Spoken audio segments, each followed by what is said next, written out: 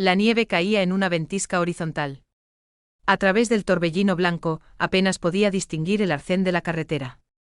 Mis limpiaparabrisas luchaban en vano contra el hielo que se acumulaba. Hacía un frío cortante, de ese que quema la piel antes de dejarla insensible. Y un único pensamiento se repetía en mi mente: si de verdad están ahí fuera con este tiempo, se les está acabando el tiempo. La llamada había llegado hacía ni siquiera 20 minutos. Un aviso anónimo informaba de 2 cachorros abandonados en una caja cerca de la calle Séptima con la de los Morales, detrás de un contenedor de basura. Estaban helados, inmóviles. Me costaba creerlo. ¿Qué clase de persona haría algo así durante una tormenta de esta magnitud? Aún así fui, porque la experiencia me ha enseñado que las llamadas más inverosímiles suelen ser las más cruciales. Al entrar en el callejón, los faros de mi camioneta cortaron la tormenta de nieve. Vi primero el contenedor y luego una silueta medio hundida en un montón de nieve, una caja de cartón, empapada y hundiéndose por el peso de la escarcha. Salté de la camioneta, cerré la puerta de un portazo y corrí hacia ella. Lo que descubrí al llegar es una imagen que se quedará grabada en mi memoria para siempre. Un pequeño cachorro de pastor alemán, de unas 8 semanas de edad, estaba de pie dentro de la caja. Temblaba con tal violencia que parecía que fuera a desplomarse en cualquier momento. Tenía el lomo cubierto por una costra de nieve y el hielo se le adhería a los bigotes, pero aún así se mantenía en pie. Lo hacía porque debajo de él, acurrucada contra el cartón empapado, yacía su hermana. Ella estaba quieta, y él se negaba a abandonarla.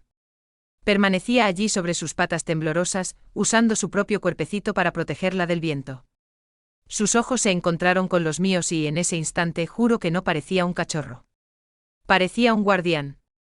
Me arrodillé rápidamente susurrando: ya está, pequeño.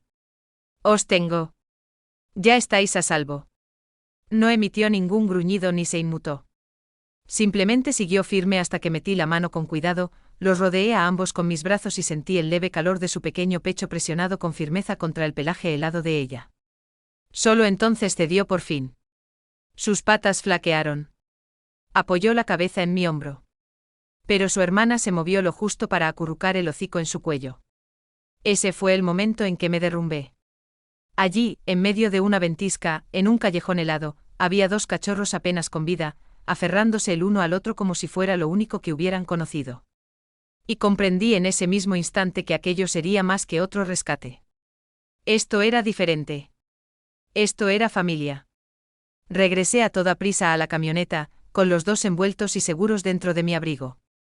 No tenía mantas ni bolsas de calor, solo mi propio calor corporal y lo que pudiera ofrecerles. Puse la calefacción al máximo y los sostuve junto a mí en el asiento del copiloto, sujetándolos a ambos con un brazo, rezando en voz alta para que aguantaran. El pequeño macho, al que ya había llamado Bruno en mi cabeza, estaba apenas consciente, pero aún así se apretaba contra su hermana como si ella fuera su mundo entero. Su respiración era débil, casi imperceptible. Les froté suavemente las orejas y las patas, haciendo cualquier cosa para estimularles la circulación. «Aguantad», susurré. «Ya casi estáis. Os lo prometo». Llamé a Elisa desde la camioneta. Era la misma veterinaria que me había ayudado con Rayo meses atrás. Su voz era serena pero firme. «Tráelos aquí. Te estaré esperando». Llegamos en 20 minutos, quizá menos. Los llevé dentro de la clínica como si estuvieran hechos de delicado cristal. Elisa echó un único vistazo y pidió a gritos suero caliente, toallas tibias y todo el material necesario. No había tiempo para formalidades. Bruno gimió cuando intentamos separarlos, un sonido suave y lastimero que parecía decir: por favor, no lo hagáis. Así que no lo hicimos. Los colocamos juntos en la mesa de exploración, acurrucados uno al lado del otro bajo capas de tejido polar. «Tiene el pulso débil», afirmó Elisa, con los dedos en la pata de la pequeña hembra. «Está bastante más fría que él».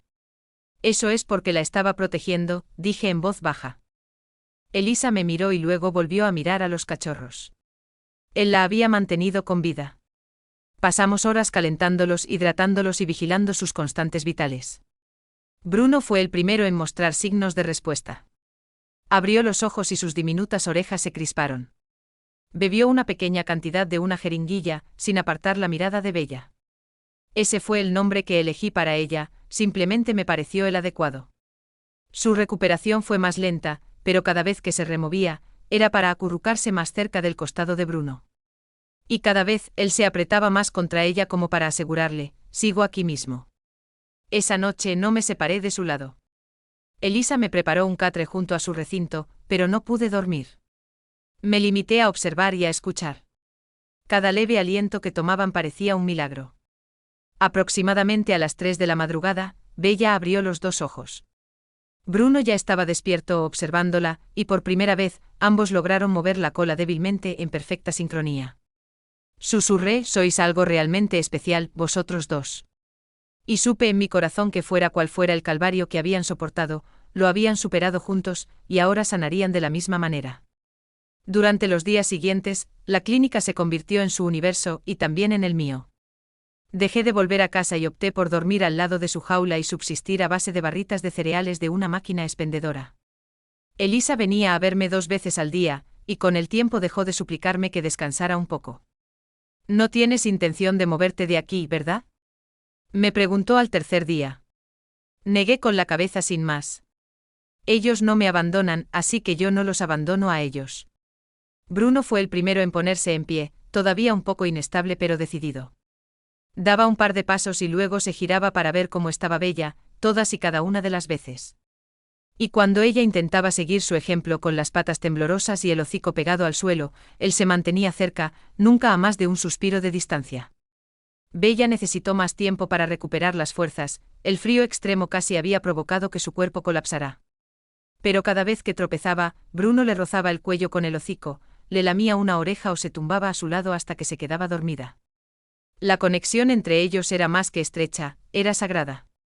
Incluso Elisa lo comentó. He tratado con parejas con un fuerte vínculo antes, comentó una mañana mientras se tomaba el café, pero esto está a otro nivel. Comían acurrucados el uno con el otro y dormían con los hocicos metidos bajo la misma pata. Si cogía a uno de ellos, el otro lloriqueaba hasta que volvían a estar juntos. No era ansiedad, era pura devoción, algo que nunca había presenciado antes. Empezamos la fisioterapia al 5.º día, que consistía en suaves masajes y breves paseos por el pasillo. Bella era tímida, estaba nerviosa por su entorno. Bruno, sin embargo, no tenía miedo. Cada paso que daba, parecía darlo por ella. A veces lo observaba detenerse en una esquina, esperando con paciencia mientras Bella olisqueaba su nuevo entorno o luchaba por mantener el equilibrio. Nunca la apuraba ni seguía adelante sin ella. Simplemente esperaba. Y en esos momentos de quietud, presencié algo que no había sentido desde la muerte de Max, mi viejo pastor, hacía casi un año. Vi amor. No del tipo casual del que a menudo hablamos, sino del genuino, del crudo, del que se sienta contigo en el frío más intenso y declara, si tú caes, yo caeré contigo. Se suponía que yo era su salvador, pero cuanto más tiempo pasaba con ellos, más sentía que ellos también me estaban salvando a mí. Al 7.º día, los llevé a casa. No estaba pensado como algo permanente, solo era una acogida temporal, o eso me decía a mí mismo. Un lugar cálido para que descansaran, se recuperaran y se restablecieran. Pero en el fondo, yo ya sabía cuál era la realidad de la situación, y creo que ellos también. En el instante en que cruzamos la puerta principal, Bruno entró trotando como si hubiera estado allí innumerables veces. Bella lo siguió de cerca, con su pequeño hocico crispándose con cada nuevo olor. Exploraron la casa poco a poco, paso a paso, como si fuera demasiado grande para sus pequeños cuerpos. Pero perfecta para su vínculo. Tenía la vieja cama de Max colocada en un rincón. Había permanecido vacía durante casi un año, ya que no soportaba la idea de guardarla. Ahora, al ver a Bruno acurrucarse en ella como si estuviera hecha para él, comprendí por qué nunca había sido capaz de hacerlo. Bella se metió a su lado, hundió la cabeza bajo su barbilla y ambos soltaron un suspiro al unísono, como si por fin hubieran llegado. Esa noche me senté en el suelo y simplemente los observé mientras dormían. El fuego crepitaba en el hogar, la nieve golpeaba suavemente la ventana y por primera vez en mucho tiempo, la casa se sintió llena. Susurré, estáis en casa a vosotros dos por todo el tiempo que queráis. A la mañana siguiente el mundo exterior estaba cubierto por un espeso manto de nieve. Las carreteras seguían intransitables y el tendido eléctrico estaba caído por toda la ciudad. Pero dentro había calor. Había suaves colas que se meneaban y el sonido de patitas resbalando por el suelo de madera. Bruno había descubierto una pelota de tenis debajo del sofá y la paseaba con orgullo, como si hubiera encontrado un tesoro escondido.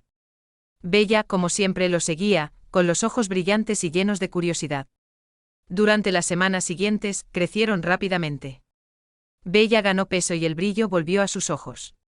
Empezó a correr en lugar de solo caminar, con las orejas agitándose con cada salto de alegría. Y Bruno nunca dejó de vigilarla, permitiéndole tomar la iniciativa, pero bloqueándole suavemente el paso si se acercaba demasiado a las escaleras. Eran un equipo en toda regla. Cada vez que alguien preguntaba si estaban en adopción, me veía incapaz de responder. Se me hacía un nudo en la garganta, sentía un tirón en el pecho, y me di cuenta de que no solo los había rescatado. Ellos me habían rescatado a mí. Y ahora no tenía ninguna intención de dejarlos marchar. Un mes después, me encontré observándolos desde la cocina. Bruno estaba estirado en la alfombra, con Bella acurrucada a su costado, ambos profundamente dormidos en un trozo de sol, como dos mitades de un mismo latido. Me quedé allí, taza de café en mano, embargado por un sentimiento que no había experimentado en años, paz. Después de que Max muriera, no pensé que volvería a sentirla. Me había dicho a mí mismo que un perro, un corazón roto, un adiós era suficiente. Pero Bruno y Bella no se limitaron a empujar la puerta que yo había cerrado, la atravesaron corriendo con las colas meneándose y los corazones de par en par. Me enseñaron a amar de nuevo. Una tarde Elisa apareció con una bolsa de premios y una amplia sonrisa. «Están preciosos», dijo arrodillándose para saludarlos. «Más fuertes, más seguros, felices». «Son mi todo», respondí. Me miró. «¿Has pensado alguna vez en hacer algo más con ellos? Terapia, quizás». Parpadeé. ¿Te refieres a visitar hospitales y refugios? Asintió. Tienen el temperamento ideal, sobre todo como pareja. Nunca he visto un vínculo entre hermanos como este. No solo se curan el uno al otro, transmiten una sensación de calma a todos los que los rodean. Sus palabras se me quedaron grabadas. Más tarde esa semana, los llevé de visita al centro cívico de una amiga. Ella dirigía un grupo semanal para niños que se habían enfrentado a traumas, pérdidas, abusos o abandonos. No había planeado una visita larga, solo una parada breve para saludar. Pero en el momento en que Bruno y Bella entraron en la sala, el ambiente cambió por completo. Los niños, un grupo de 10 que habían estado callados y retraídos, de repente se iluminaron. Bruno fue directamente hacia un niño que estaba sentado más alejado de los demás, se sentó a su lado y se inclinó lo justo para transmitirle: «Te veo». Bella hizo lo mismo, acurrucándose junto a una niña que no había sonreído en todo el día y apoyando la barbilla en su rodilla como si fuera el acto más natural del mundo. El silencio se rompió. Los niños empezaron a hablar, a reír y a acercarse. Bruno y Bella permanecieron quietos, simplemente respirando despacio y manteniendo el espacio para ellos. Después, la monitora me llevó aparte. ¿Pueden volver?, preguntó. Algunos de estos niños no habían hablado en semanas, pero hoy han sonreído. Miré a mis cachorros, a mi familia, y supe que esta era su vocación. No se trataba solo de supervivencia, se trataba de sanación, conexión y esperanza. Y no habían hecho más que empezar. Comenzamos nuestras visitas semanales al centro. Para la tercera visita, Bruno y Bella ya habían establecido su rutina. Esperaban en la entrada a que llegaran los niños, moviendo la cola lenta y constantemente, como si ya presintieran quién los necesitaba más ese día. No había adiestramiento ni órdenes de por medio, solo puro instinto y corazón. Había un niño llamado Lucas que nunca hablaba. Había soportado más de lo que cualquier niño debería, y el personal me advirtió que no tuviera grandes expectativas. Pero Bruno tenía otros planes. Ese día fue directo hacia Lucas y se sentó a su lado, sin darle empujoncitos ni zarpazos, simplemente estando presente. Después de 10 minutos, Lucas extendió la mano y rozó la oreja de Bruno. Bruno se inclinó hacia la caricia y suspiró. La semana siguiente Lucas susurró: «Hola». La semana después, preguntó si Bruno podía sentarse en su regazo. En la cuarta visita, Lucas le estaba contando todo a Bruno, detalles que no había compartido con nadie sobre sus pesadillas, sobre cómo echaba de menos a su hermana y sobre cómo el silencio había empezado a parecerle más seguro que las palabras. Bruno nunca lo interrumpió, simplemente escuchó. Bella poseía su propia forma de magia. Se sentía atraída por las niñas que lloraban en silencio, las que se sobresaltaban con los ruidos fuertes. Se metía directamente en sus brazos, permitiéndoles hundir la cara en su pelaje y, de algún modo, derretía su miedo hasta convertirlo en algo más suave. No podía arreglarlo todo, pero les recordaba que no estaban solas. En casa su vínculo seguía profundizándose. Me despertaba y los encontraba entrelazados como enredaderas. Bella, aunque más pequeña, era ahora audaz y segura de sí misma. Bruno todavía la cuidaba como un orgulloso hermano mayor. Cada meneo de cola era compartido, cada siesta la dormían juntos. Habían pasado de apenas sobrevivir a una tormenta de nieve a convertirse en la presencia más cálida de cada habitación en la que entraban. En cuanto a mí, hacía mucho tiempo que había dejado de usar el término acogida. Eran míos por completo y sin lugar a dudas. Pero más que eso, ahora pertenecían al mundo, a niños como Lucas, a los que tenían el corazón roto, a cualquiera que necesitara una prueba de que el amor verdadero nunca se rinde, ni siquiera en las tormentas más gélidas. Un viernes por la tarde nos invitaron a un grupo de apoyo al duelo para hermanos que habían perdido a sus padres. Era una sala sombría, llena de voces bajas y del silencioso ir y venir de pañuelos de papel entre manos pequeñas, el tipo de espacio donde el silencio a menudo habla más profundamente que las palabras. No estaba seguro de si Bruno y Bella podrían marcar alguna diferencia. Hay dolores tan profundos que parecen inalcanzables. Pero en el momento en que entramos vi a dos niños sentados uno al lado del otro con la espalda rígida y las manos fuertemente entrelazadas, un hermano y una hermana. Su parecido con Bruno y Bella era tan sorprendente que me dejó atónito por un momento. No podía saber qué habían vivido aquellos niños, pero el peso sobre sus hombros era palpable en el aire. Ese tipo de duelo obliga a los niños a crecer demasiado deprisa. Bella se acercó a la niña con suavidad y cuidado, acurrucándose a sus pies sin exigir nada a cambio. Bruno se acercó al niño e hizo algo que nunca le había visto hacer. Se tumbó justo delante de él, no a su lado. Lo miró de frente, cara a cara, como diciendo, «Estoy aquí. Entiendo lo que es tener que ser el fuerte». El niño parpadeó rápidamente, le temblaron los labios y entonces, sin mediar palabra, se inclinó hacia adelante, rodeó el cuello de Bruno con los brazos y sollozó sobre su pelaje. Sentí un cambio palpable en la sala. No era una simple visita, fue un momento decisivo, un recuerdo que esos niños llevarían consigo el resto de sus vidas. Un momento en el que no necesitaron articular su dolor, en el que alguien o algo simplemente lo comprendió. Más tarde la monitora me informó de que los hermanos no se habían hablado en días. Pero ese día, se fueron de la mano. Miré de reojo a Bruno y a Bella, acurrucados el uno en el otro en el suelo como siempre, en paz, impasibles, completos. Y pensé, esta es la razón por la que sobrevivieron. No solo para estar a salvo, no solo para sanar, sino para mostrar a los demás que la familia no se define únicamente por la sangre. Es el amor que se aferra cuando todo lo demás se desmorona. Pasaron las semanas. La nieve se derritió y la primavera llegó como una suave disculpa por todo lo que el invierno se había cobrado. Bruno y Bella ya no eran los cachorros temblorosos que había sacado de aquella caja. Ahora eran fuertes, sanos y despiertos, con los ojos llenos de una cierta sabiduría, no solo sobre ellos mismos, sino también sobre las personas.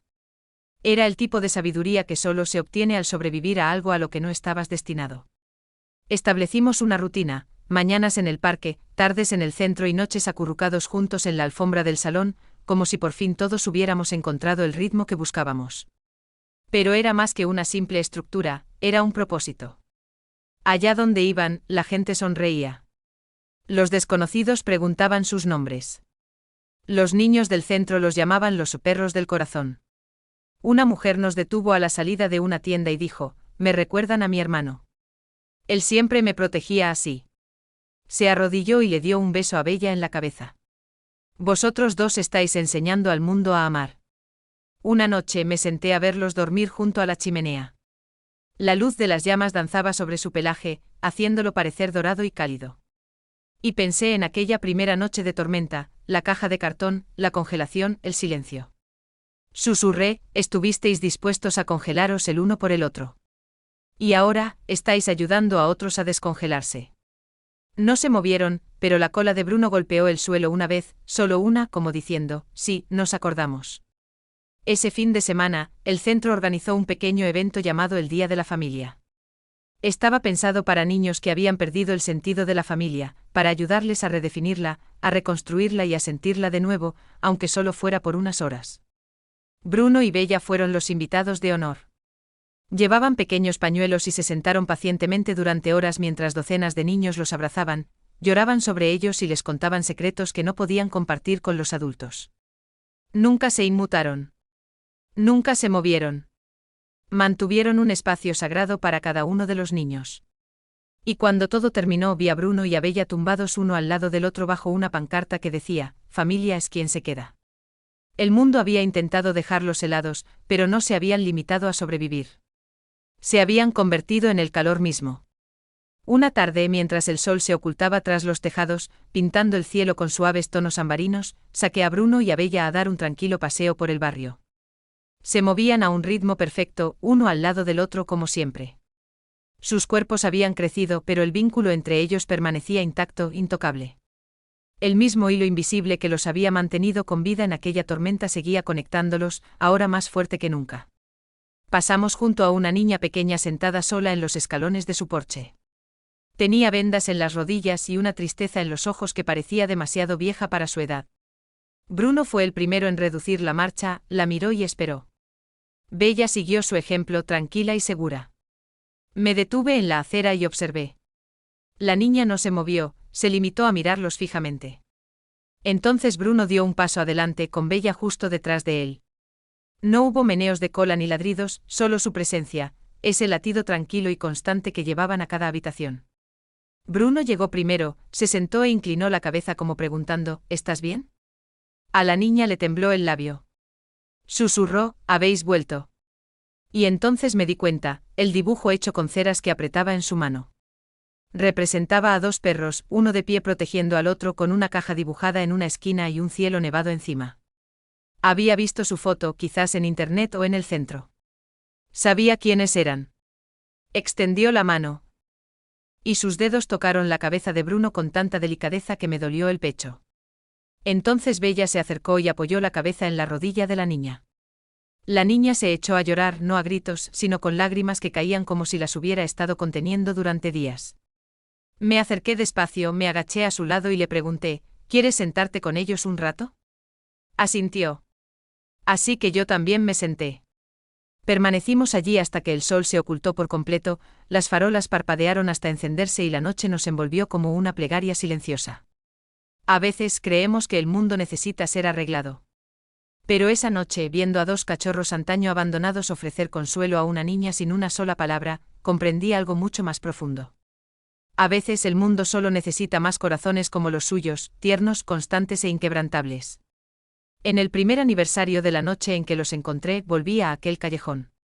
Hacía más calor ahora, la nieve había desaparecido hacía tiempo, sustituida por una suave brisa y hojas esparcidas.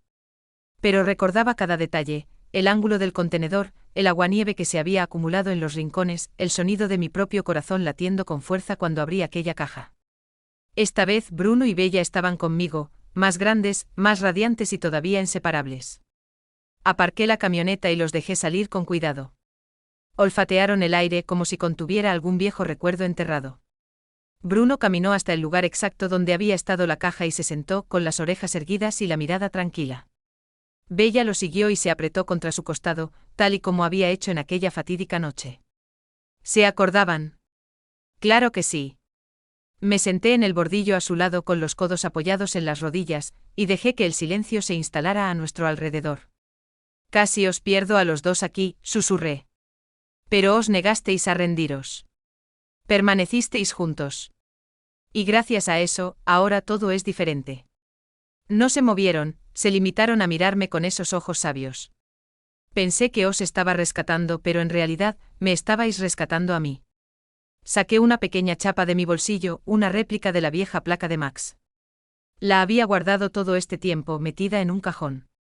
Pero hoy, la sostuve en la palma de mi mano. Nunca pude despedirme de él como es debido, no de la forma que yo quería. Pero creo que quizás vosotros dos me lo habéis traído de vuelta de otra forma. Enterré suavemente la chapa en la tierra junto a la pared del callejón, la presioné con los dedos y susurré, gracias. Bruno se inclinó y apoyó la barbilla en mi rodilla. Bella se acurrucó a mi lado. Nos quedamos así hasta que las farolas empezaron a zumbar sobre nosotros. Entonces nos levantamos, caminamos hacia la camioneta y condujimos a casa, no como tres almas que se habían encontrado por casualidad, sino como una familia. Una familia forjada no por la sangre ni por el azar, sino por algo mucho más fuerte, por el amor que se negó a rendirse, por la lealtad que soportó el frío, por dos pequeños corazones que una vez latieron bajo un cielo helado, y que ahora laten con la fuerza suficiente para calentar al mundo. Bruno y Bella no solo fueron rescatados, se convirtieron ellos mismos en rescatadores. No con equipos especiales ni certificados, sino con un valor silencioso. Lo hacían con su forma de mirar como si de verdad te vieran, y con su forma de permanecer justo ahí, al lado de tus pedazos rotos, hasta que recordabas cómo volver a sentirte completo. Me enseñaron que el amor no es ruidoso, es paciente y constante. Son dos cachorros que sobreviven a una tormenta aferrándose el uno al otro, eligiendo una y otra vez no solo sobrevivir, sino devolver el calor a un mundo que una vez se había vuelto frío. Me demostraron que la familia no siempre es quien esperas. A veces se encuentra en una caja de cartón, en un cuerpo tembloroso que se niega a rendirse, o en una pata que se posa suavemente en tu rodilla justo cuando más lo necesitas.